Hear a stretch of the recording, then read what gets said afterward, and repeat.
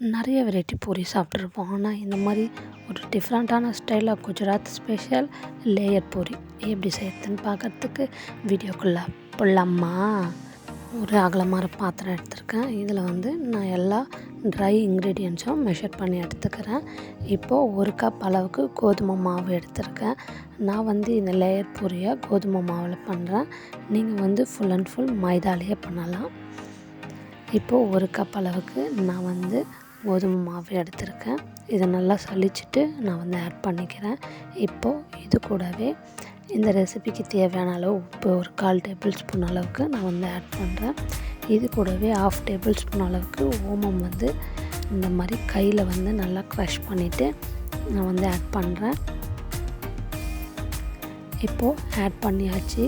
இது கூடவே நான் 1/2 டேபிள் ஸ்பூன் அளவுக்கு பெப்பர் நல்லா 1-2 கிரைண்ட் பண்ணி எடுத்துகிட்டு வந்திருக்கேன். அதையும் ஆட் பண்ணிக்கிறேன்.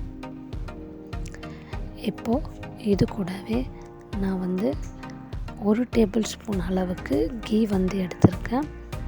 அதை ஆட் பண்ணிக்கிறேன். நீங்கள் இதை மெல்ட் பண்ணி கூட சேர்த்துக்கலாம்.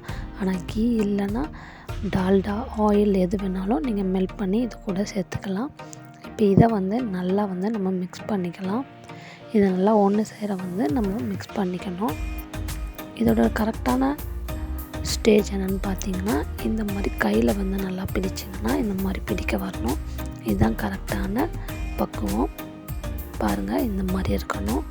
இப்போ இது இருக்கட்டும். இதில் கொஞ்சம் கொஞ்சமாக தண்ணி ஆட் பண்ணி நம்ம இதை ஒரு பூரி மாவு பதத்துக்கு பிசைஞ்சு எடுத்துக்கலாம்.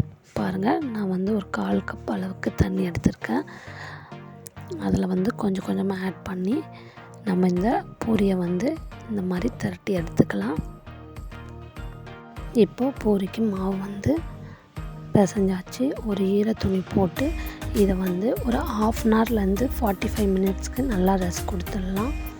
இப்போது 1/2 ஹவர் ஆயிடுச்சு. ஆனதுக்கப்புறமா நம்ம இதை ஓப்பன் பண்ணிடலாம். பாருங்கள், இந்தளவுக்கு சாஃப்டாக இருக்குன்னு. இப்போ இதை நம்ம பிசைஞ்சிக்கலாம். ஒரு 2 நிமிஷம் நல்லா பிசைஞ்சிக்கலாம். இதுக்கு நடுவில் ஒரு பவுலில் 1 டேபிள் ஸ்பூன் அளவுக்கு அரிசி மாவு எடுத்திருக்கேன். இது கூடவே 2 டேபிள் ஸ்பூன் அளவுக்கு கீ நான் ஆட் பண்ணுறேன். ஆட் பண்ணி இந்த ரெண்டுத்தையும் நல்லா ஒன்று சேர நம்ம மிக்ஸ் பண்ணிக்கலாம். இந்த மாதிரி மிக்ஸ் பண்ணி இதை சைடில் எடுத்து வச்சிடலாம்.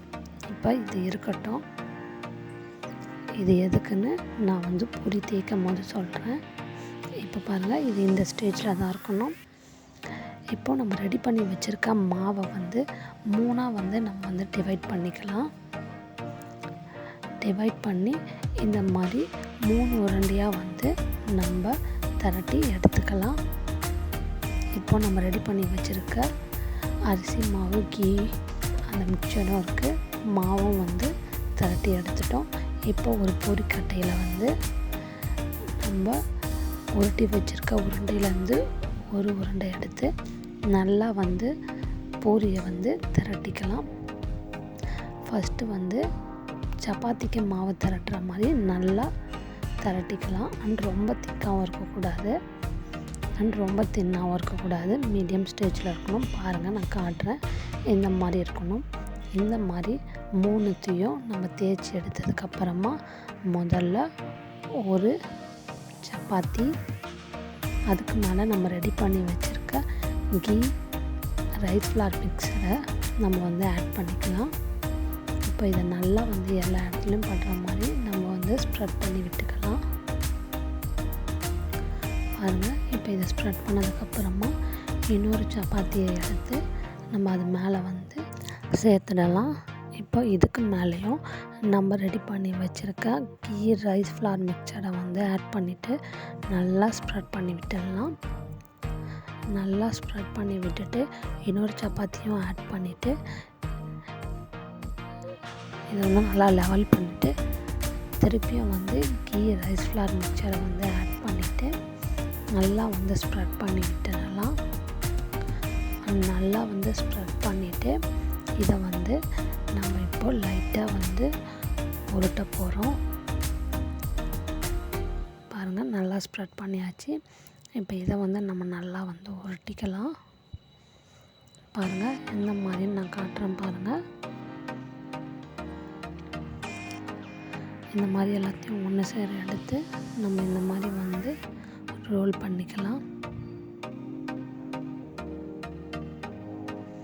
இப்போ பாருங்கள், இந்த மாதிரி நல்லா ரோல் பண்ணதுக்கப்புறமா நம்ம வந்து ஃபர்ஸ்ட் வந்து இதை நல்லா வந்து லெவல் பண்ணிக்கலாம். லெவல் பண்ணிவிட்டு ஃபஸ்ட்டு 2 எட்ஜஸும் வந்து கட் பண்ணி நம்ம எடுத்துடலாம். எடுத்துட்டு அதுக்கப்புறமா சென்டரில் இருக்க பார்ட் வரைக்கும் நம்ம கட் பண்ணிக்கலாம். உங்களுக்கு எந்த அளவுக்கு திக்னஸ் தேவையோ அதுக்கேற்ற அளவுக்கு நீங்கள் வந்து இதை வந்து கட் பண்ணி எடுத்துக்கலாம். இப்போ பாருங்கள், கட் பண்ண உடனே பாருங்கள் லேயர்ஸ் வந்து சூப்பராக வந்து தெரியும். இப்போது இதில் வந்து லைட்டாக வந்து ஒரே ஒரு ப்ரெஸ் கொடுக்கணும், ரொம்ப வந்து அழுத்தக்கூடாது. நீங்கள் வந்து சப்பாத்தியில் கட்டையில் தேய்க்கலைனா கூட பரவாயில்ல, கையாலே நீங்கள் வந்து ஸ்ப்ரெட் பண்ணியும் எடுத்துக்கலாம். இந்த மாதிரி எல்லாத்தையும் வந்து தேய்ச்சி எடுத்துட்டேன்.